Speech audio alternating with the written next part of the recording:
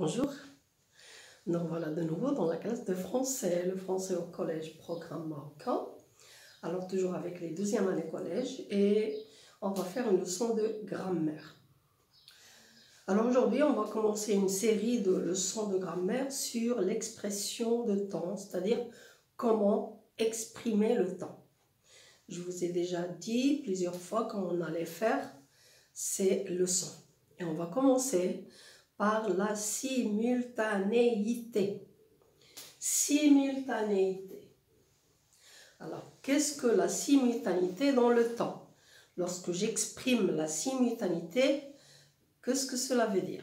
C'est ce qu'on va voir tout de suite. Bien. Alors, la simultanéité, c'est deux actions qui se passent en même temps. Et quand on dit action, ça veut dire ce que fait le sujet. Qu'est-ce qu'il fait? Donc, j'ai besoin ici d'un verbe qui exprime une action. Par exemple, moi, j'explique. Oui, j'explique une leçon de grammaire. C'est une action. Qui est-ce qui fait cette action d'expliquer? C'est le professeur. Donc, je vais dire le professeur explique une leçon de grammaire. Le verbe expliquer ici exprime une action faite par le sujet. Donc, quand je dis la simultanéité veut dire deux actions qui se passent en même temps, ça veut dire il y a deux actions.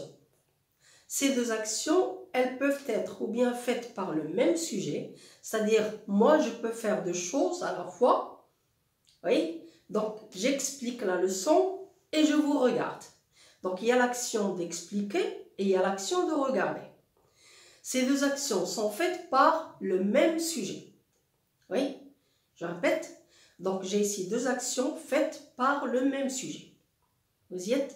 Alors maintenant, on va situer la simultanéité dans l'axe du temps. Rappelez-vous l'axe du temps. Voilà. Alors, qu'est-ce qu'on a dans l'axe du temps? On a ici, on a déjà vu ça, le présent. On a ici le futur. Et on a là le passé. Vous y êtes? Donc, ces deux actions, elles peuvent être ou bien toutes les deux au présent, ou bien toutes les deux au futur, ou bien toutes les deux au passé. Je peux faire ces deux actions, ou bien maintenant, là, moi je suis dans le présent. J'explique la leçon et je vous regarde. Je suis donc là, dans le présent. Je peux situer mes deux actions dans le futur. Demain, par exemple, j'expliquerai la leçon de lecture en regardant et je regarderai les élèves. Alors là, j'ai mis le futur, j'expliquerai et je regarderai les élèves. Vous y êtes? Donc, j'ai mis les deux verbes au futur. Et quand je parle au présent, je mets les deux verbes au présent. J'explique et je regarde. Et quand je parle au passé, je vais mettre le passé.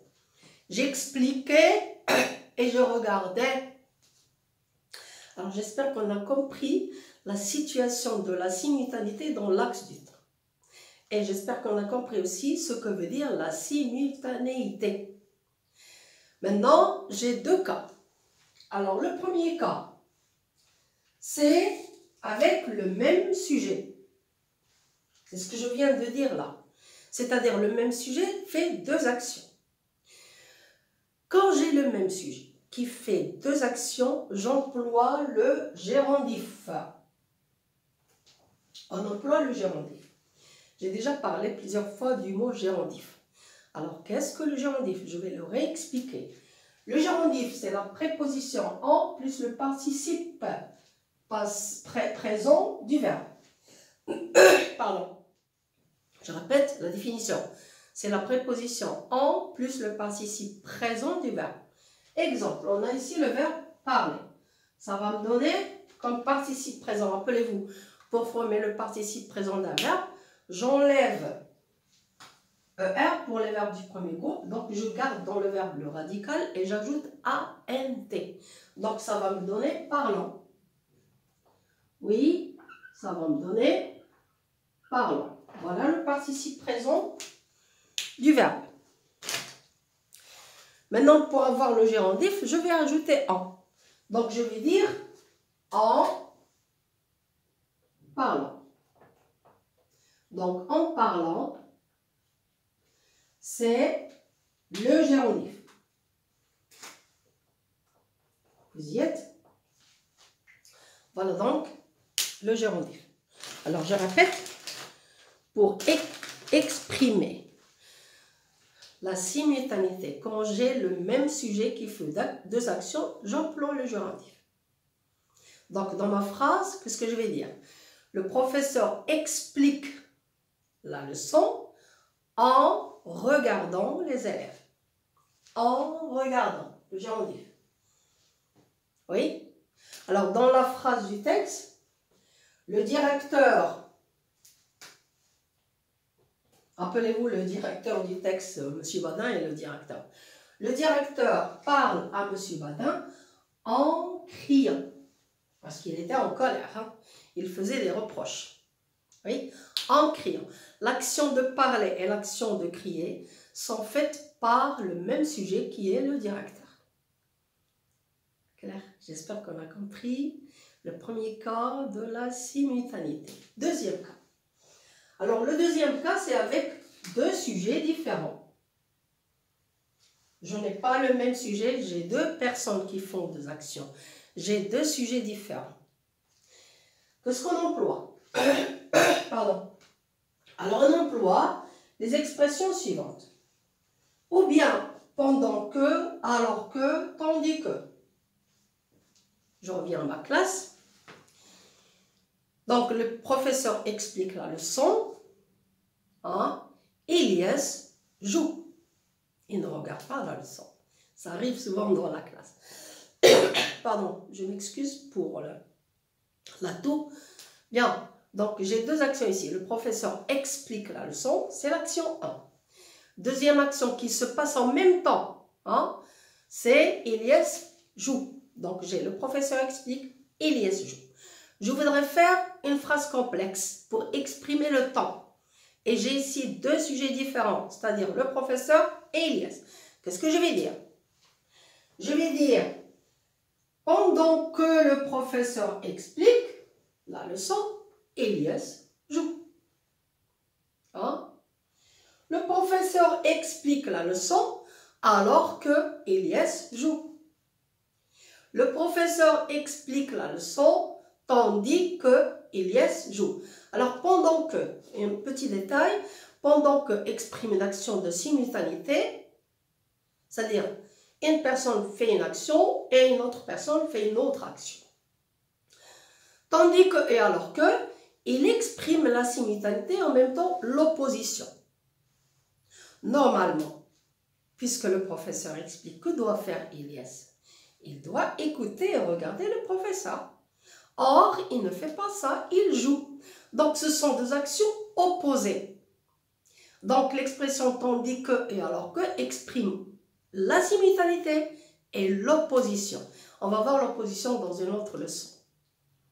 C'était seulement pour une petite remarque, pour sentir un peu la différence des expressions dans la phrase. Vous y êtes? Bien. Deuxième moyen, quand et lorsque. Alors, quand et lorsque, l'expression quand et lorsque, on les emploie beaucoup dans le temps, pour exprimer le temps. On va les voir même dans les autres cas. Ce que vous devriez sentir là, c'est que je vais essayer d'expliquer l'emploi de quand et lorsque. Quand je dis deux actions qui se passent en même temps, ça veut dire j'ai une action et une autre action. Donc, j'ai la première action et la deuxième action. Mais, pour employer quand et lorsque, je dois avoir dans la première action une action qui dure. La durée, là. J'exprime la durée, ça demande du temps. Une action qui dure. Donc, j'ai ici la durée. Oui? Ça demande du temps. Par exemple, on revient toujours au même exemple parce que c'est réel. Moi, qu'est-ce que je fais? j'explique la leçon. C'est une action qui demande beaucoup de temps. Je ne vais pas l'expliquer en 5 minutes. Hein. Je vais avoir besoin d'une demi-heure. En classe, quand je suis dans la réalité, c'est plus qu'une demi-heure. Donc, ça demande du temps.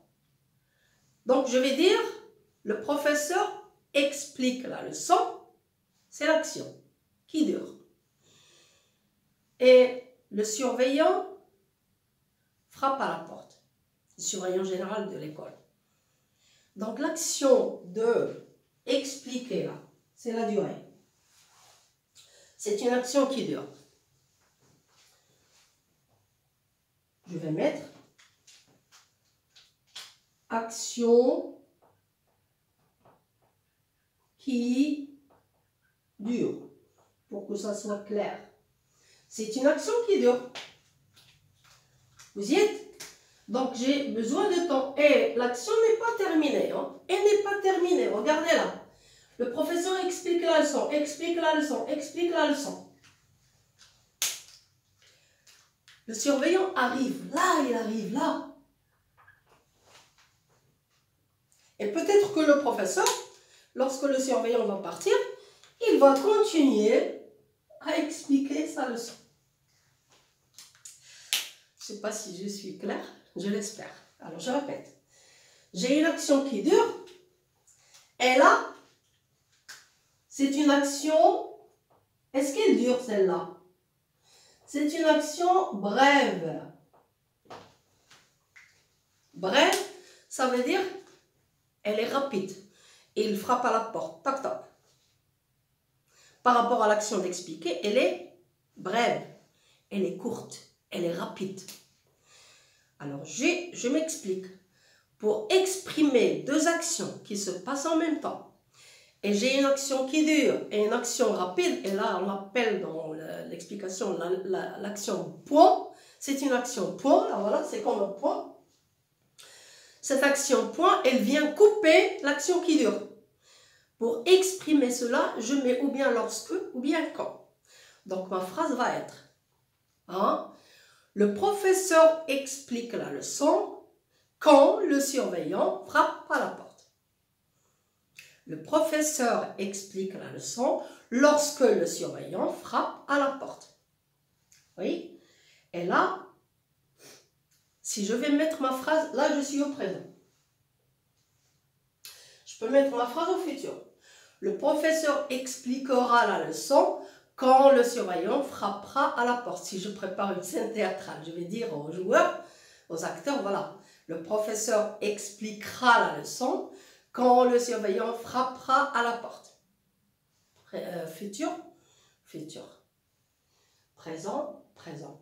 Mais si je suis au passé, ça va changer.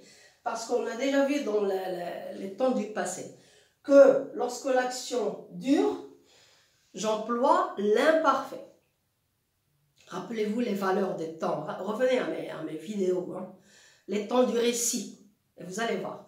Donc, si je parle au passé, je vais mettre la première action à l'imparfait et la deuxième action au passé simple. Donc, je vais dire, le professeur expliquait la leçon. Donc là, je suis dans le passé.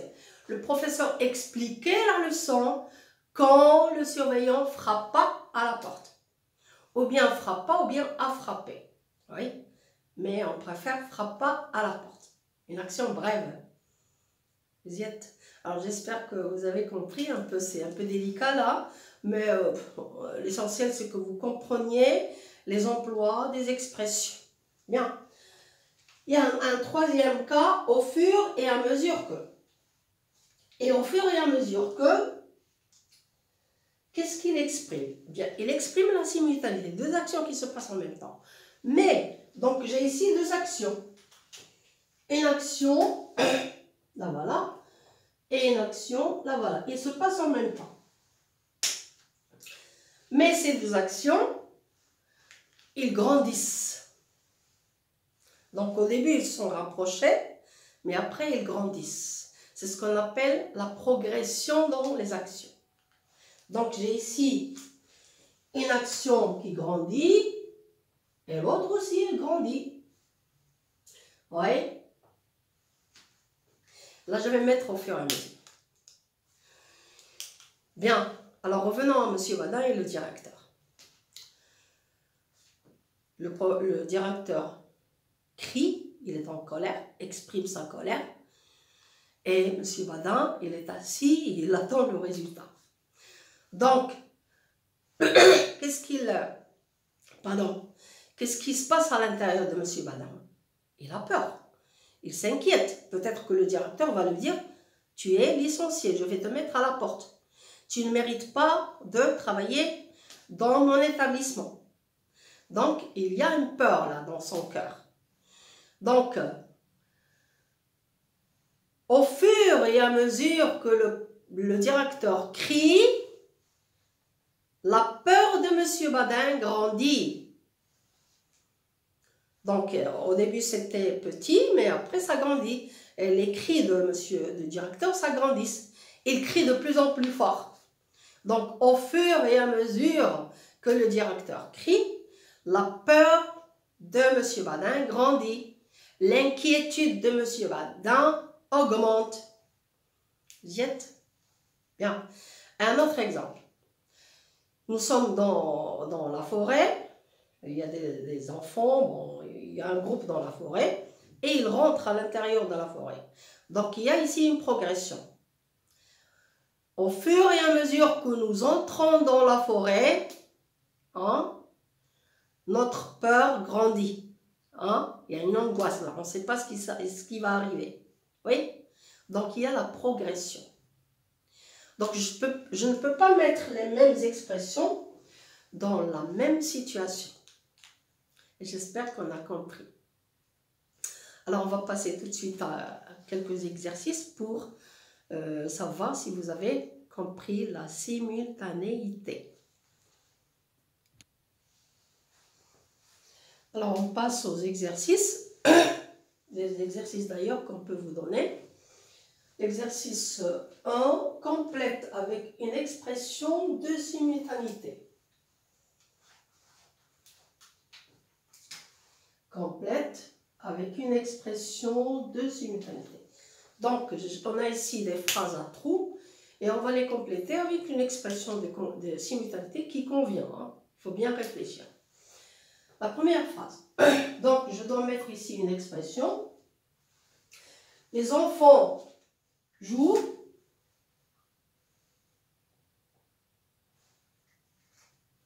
Je peux dire,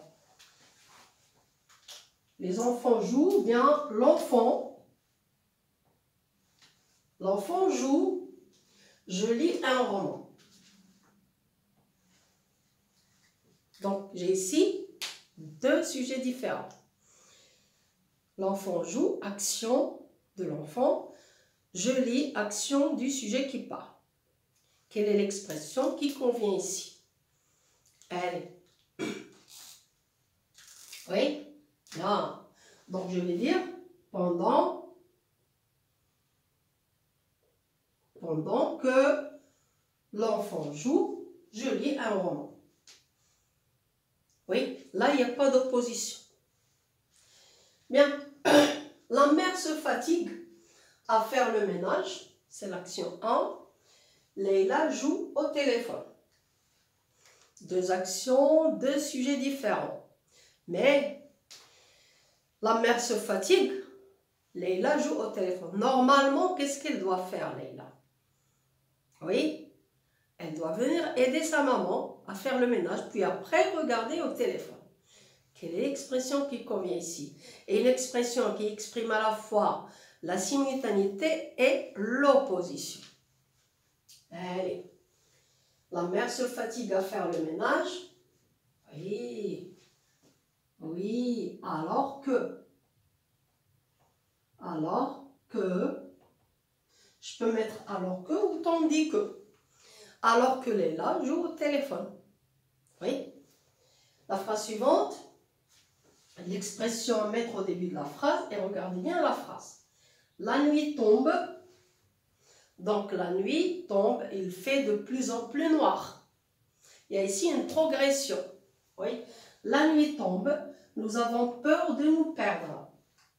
Il y a des voyageurs qui sont dans un coin de la terre, et la nuit tombe, nous avons peur de nous perdre. Quelle est l'expression qui convient ici? Incel. Oui, au fur et à mesure. Très bien. Donc, on va mettre au fur et à mesure. Au fur et à mesure que la nuit tombe, nous avons peur de nous perdre. Voilà pour le premier exercice qui peut tomber à l'examen. Oui. Deuxième exercice, relie les phrases pour exprimer la simultanéité. Donc là, on vous donne des phrases indépendantes et vous allez faire une phrase complexe pour exprimer la simultanéité. Première phrase, je lisais dans le salon. Première phrase, le téléphone sonna. Allez, quelle est l'expression qui convient ici? On a ici une action ligne, je lisais, sonna, une action point. Oui? Oui, je lisais dans le salon quand le téléphone sonna. Lorsque le téléphone sonna. Donc la première phrase, je vais la garder telle qu'elle est. Je lisais dans le salon. Et là, je vais mettre l'expression quand, ou bien lorsque, quand le téléphone sonna. Je vais supprimer le point et terminer la phrase. Quand le téléphone sonne. Vous y êtes? La dernière phrase. Les enfants jouent dans le jardin, ils crient. Allez, combien est-ce qu'on a de sujets dans les deux phrases? Les enfants, ils c'est qui? Les enfants. Donc j'ai ici le même sujet. Quand j'ai le même sujet, qu'est-ce que je dois mettre? Les enfants jouent dans le jardin. En, qu'est-ce que je vais dire? Bien, le gérondif. Les enfants jouent dans le jardin en criant. Voilà donc ma phrase. Vous y êtes? Alors j'espère qu'on a compris la leçon d'aujourd'hui qui est une leçon pour exprimer le temps. On va voir d'autres leçons sur le temps, bien sûr. Je ferai les autres leçons avec la 3e année collège. Vous pouvez voir avec eux parce que c'est un peu plus difficile que la simultanéité. Vous y êtes? À la prochaine fois.